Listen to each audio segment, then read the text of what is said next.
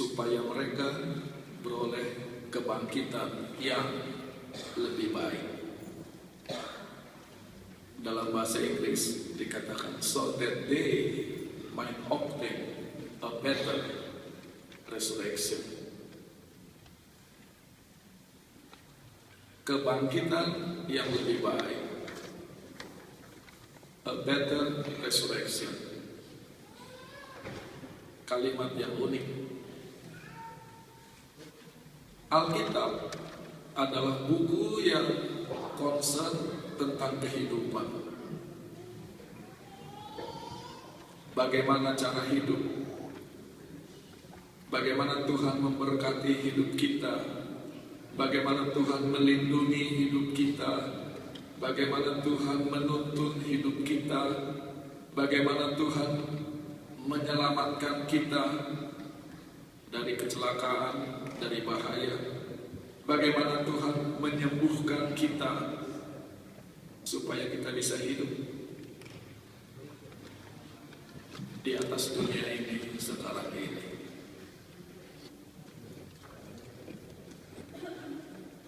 Dan Alkitab bukan hanya bicara tentang hidup sekarang ini. Alkitab bicara tentang hidup kekal, bukan di dunia ini, tetapi di sorga, di masa depan.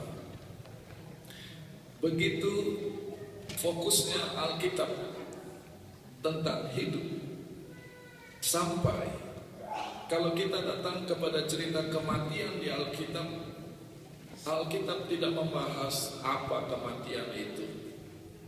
Alkitab lebih suka bicara tentang kebangkitan, supaya orang yang mati bisa hidup lagi.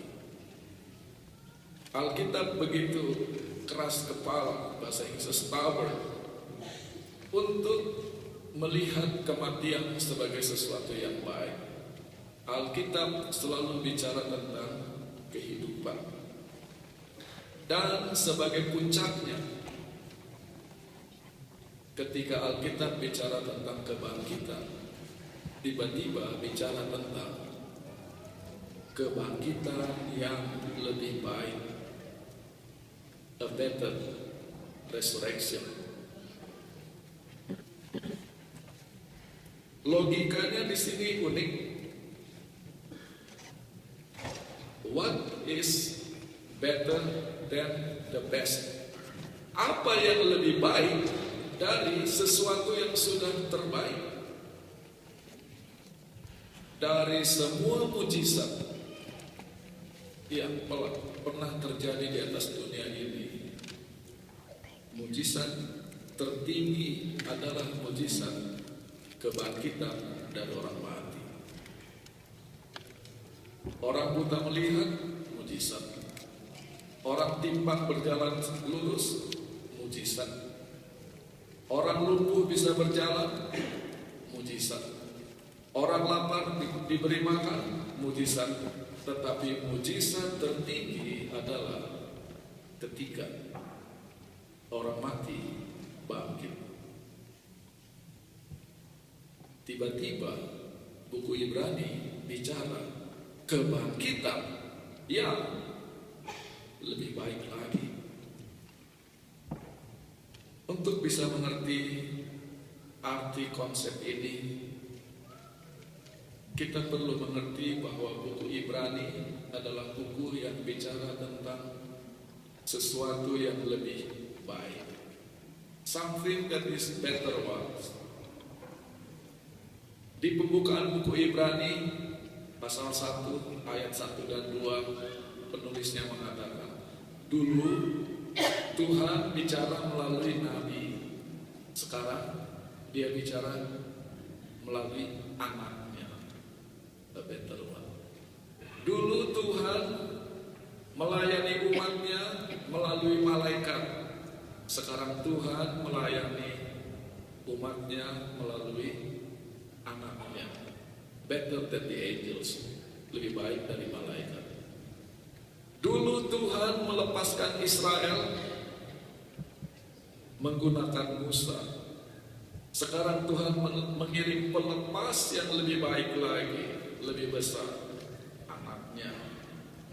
Dulu Israel punya imam besar yang hebat, Harun. Sekarang kita mempunyai imam besar yang lebih baik lagi, Yesus. Itulah logika yang dibangun dalam surat Ibrani. Something that is better. Lalu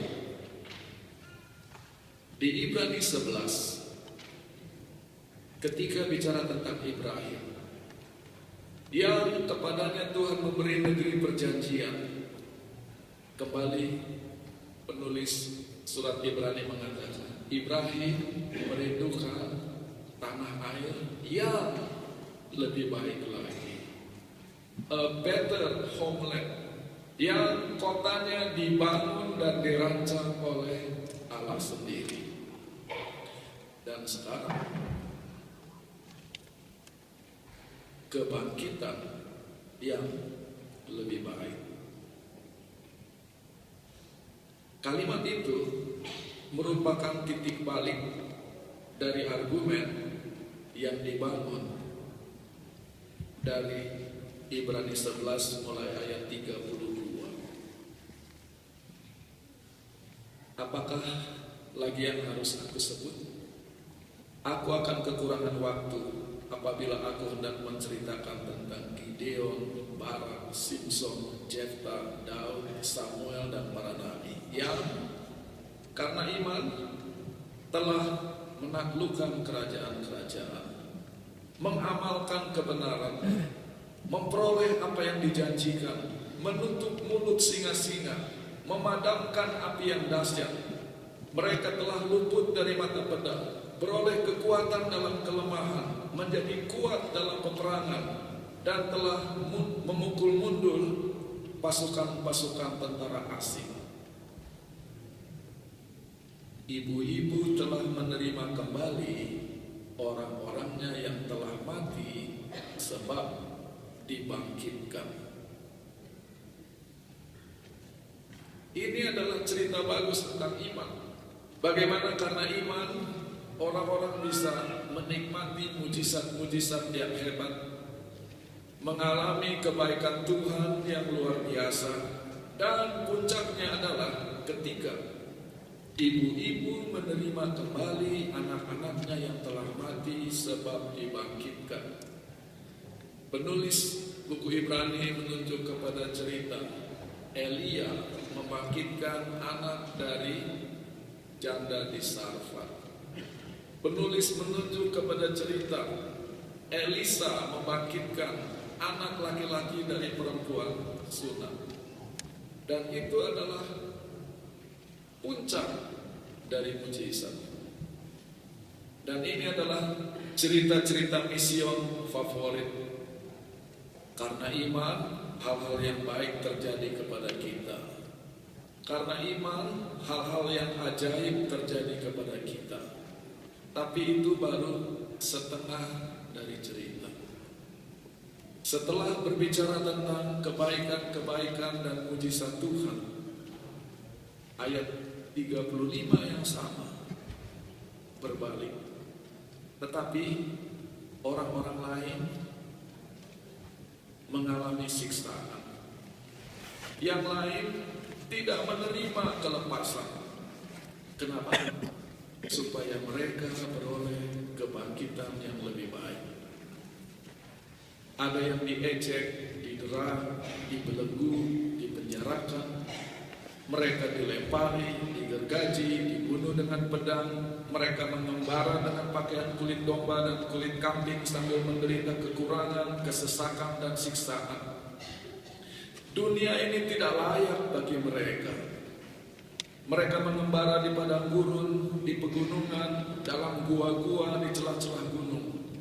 Mereka tidak memperoleh semua yang dijanjikan itu, sekalipun iman mereka telah memberi kesaksian yang baik. Tiba-tiba penulis buku Ibrani menunjukkan iman yang sama, penyerahan yang sama, hasilnya bisa bertolak belakang.